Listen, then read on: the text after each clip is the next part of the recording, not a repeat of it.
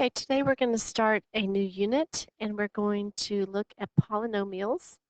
And today's lesson is going to be on classifying or naming polynomials, getting familiar with them. So a lot of this is going to be definitions. First, we're going to look at what is a monomial. Mono is a prefix you might recognize. A monomial is a number, a variable, or a product of numbers and variables with whole number exponents.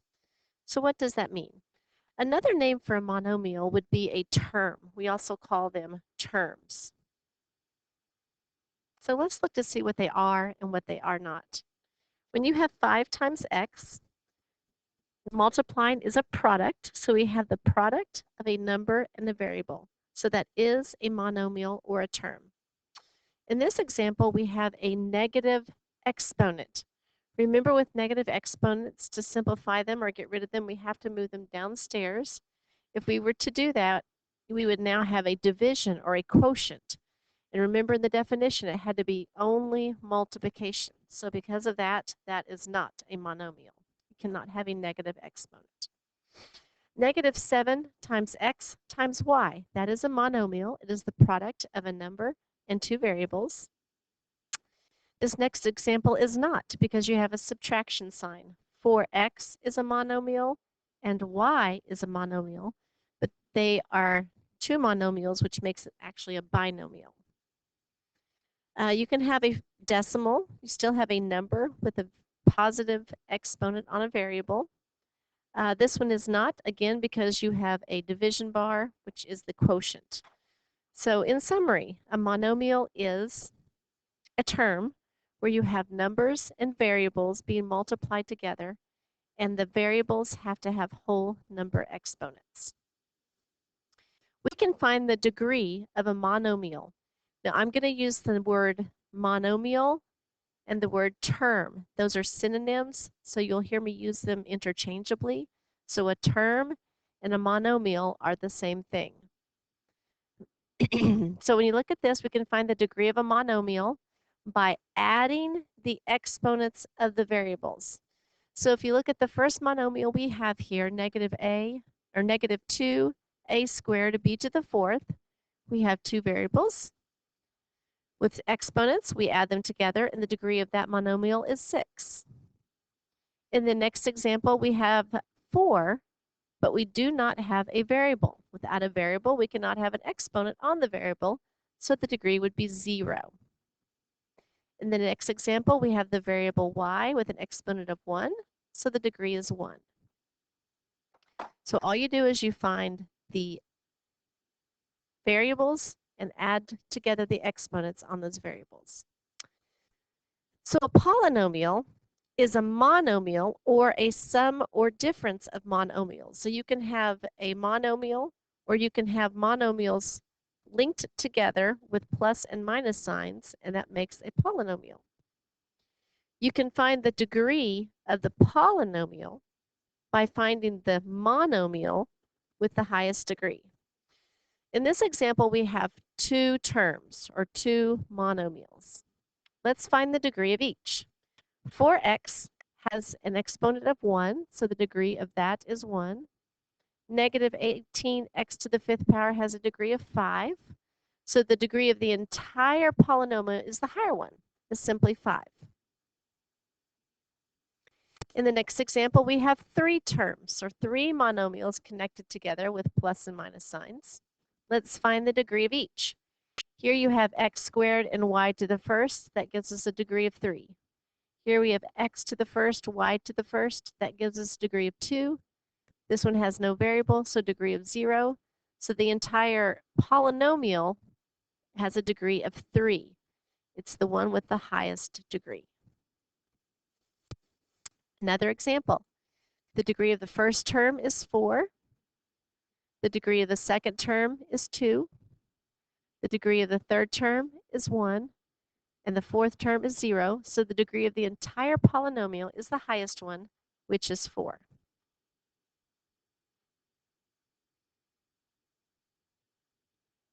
In the first term, we have a degree of 3. Second term, a degree of 2. Next term, a degree of 1, so the highest term is 3, so the degree of 3. Now these have all been written in standard notation, where each term is in order from highest degree to lowest degree. We have that example here too. X squared has a degree of 2. It has a degree of 1 because there's an exponent of 1 and 0, so the degree is 2. Here we have a degree of 4, 3, 2, and 1, so the degree of the entire polynomial is 4. Now these are not written in standard form, so you're going to write them in standard form and then find the degree of the entire polynomial. First of all, let's look here. This has a degree of 1. This has a degree of 3, degree of 0, degree of 2. If we were to write that in order from highest degree to lowest degree, we'd have the x cubed, then the x squared, then the x, then the constant.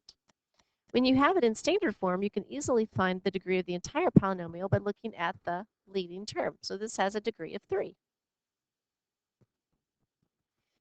In this one, if we were to write it in standard form, we would write x to the 5th power first, x to the 3rd power next, x squared, and then the constant. So it would be x to the 5th plus 9x cubed minus 4x squared plus 16. And the degree of the entire polynomial is the highest degree, which is 5. Now on your notes, we're going to have special names for some of these. We're going to name or classify each polynomial based on its degree and on the number of terms. Looking at the degree, if you have just a number without a variable, we call it a constant. If you have a number with a variable with an invisible 1 as the exponent, if you were to have the equation y equals 4x plus 2 and you were to graph that, it would graph as a straight line. So we call this linear. So if you have the highest degree as 1, it is a linear equation. If the highest exponent is a 2 and you have this, we call it a quadratic equation. Those are going to graph like parabolas. We're going to look at that in the near future. If you think about degree of 3, can you think of a prefix that we use for 3? You can use tri, or you can use cube, and this is going to be cubic. We had quadratic. Now we have cubic with the degree of 3. If the highest degree is 4, if you think about a prefix for 4, we have quad and we have quar, like 4 quarters in a dollar, 4 quarts in a gallon. So this is going to be a quartic polynomial. If the highest degree is 5, if you think of a prefix that means 5, we have like a pentagon, a penta. But so we also have quin, and this is going to be quintic. Now, all of these polynomials have special names up to the degree of 5.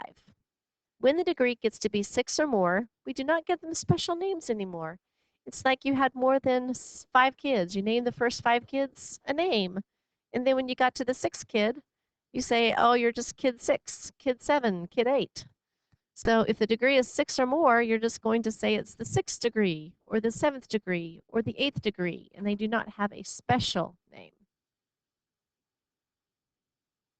That is naming polynomials based on their degree. We are also going to name polynomials based on the number of terms. If you simply have 4x, that is one term. A prefix for 1 is mon, so we have monomial. If you have 2 terms, such as 4x plus 5, the terms are combined to link together with a plus or minus sign. You have 2. If you think of a prefix for 2, think of a bicycle with the prefix bi. So this is going to be a binomial. If you have 3 terms linked together with a plus or minus sign, 3 terms. If you think of a prefix for 3, we have like a tricycle. So we're going to call this a trinomial. Monomial is one term. Binomial is two terms. Trinomial is three terms. Now, again, when you get to be over three kids, over three, they do not have special names anymore, and we call every one of them a polynomial. So if it has 10 terms, we just call it a polynomial. If it has 6 terms, we call it a 6-term polynomial. Now, how does this all get put together? We're going to classify or name each polynomial according to its degree and the number of terms. So first, let's look at the degree of each term. The degree of this term is 2. The degree of this term is 1. The degree of this term is 0. So the highest degree is 2. So we look up here. The highest degree is 2, so we're going to call it a quadratic. We count the number of terms. There are 3. So it is a quadratic trinomial. In our next example, the first term has a degree of 0, 1. Here we add the exponents together. That's a degree of 4. Degree of 3. The highest degree was a 4. Since the highest degree was a 4, we call it a quartic. And there are 4 terms, so it is simply a quartic polynomial.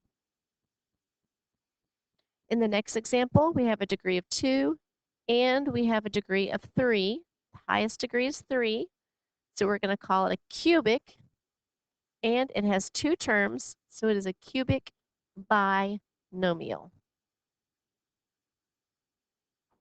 In our last example, we have 9m.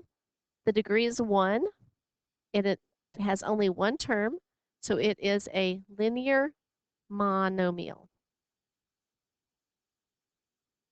So as you classify polynomials today, you're going to look at the degree, the highest degree of each term, name it by its highest degree, and by the number of terms, giving it 2 names.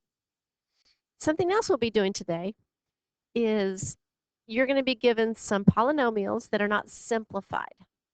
Before you can classify them, you have to simplify them, which means you have to combine like terms. Like terms are terms that have the same variable with the same exponent attached. So in this example up here, you will see that we have 2 terms that have y squared. We call those like terms. So we would combine them together. We also, if you look at this polynomial, have 2 x terms. Those are like terms. We combine them together. When we combine the y squared terms, we get 3y squared. When we combine the x terms, we get a negative x squared. And then the y term and the constant come down, and now we have the polynomial simplified by combining the 2 like terms. These combined right here, these combined right here, and then we just brought this one down and this one down. That's a lot of lines drawn on a paper. Now that we have it simplified, we can name it based on its degree and number of terms. The highest degree is 2, so it's quadratic. It has 4 terms, so we classify it as a quadratic polynomial. On the back side of your paper, you're going to be looking at some equations, and you're going to be plugging in numbers and simplifying them. For example, the surface area of a cylinder is given by the polynomial. Here is the equation. You've probably called it equation before, but that is a polynomial. 2 pi radius squared plus 2 pi radius times height. A cylinder has a radius of 2 centimeters and a height of 5.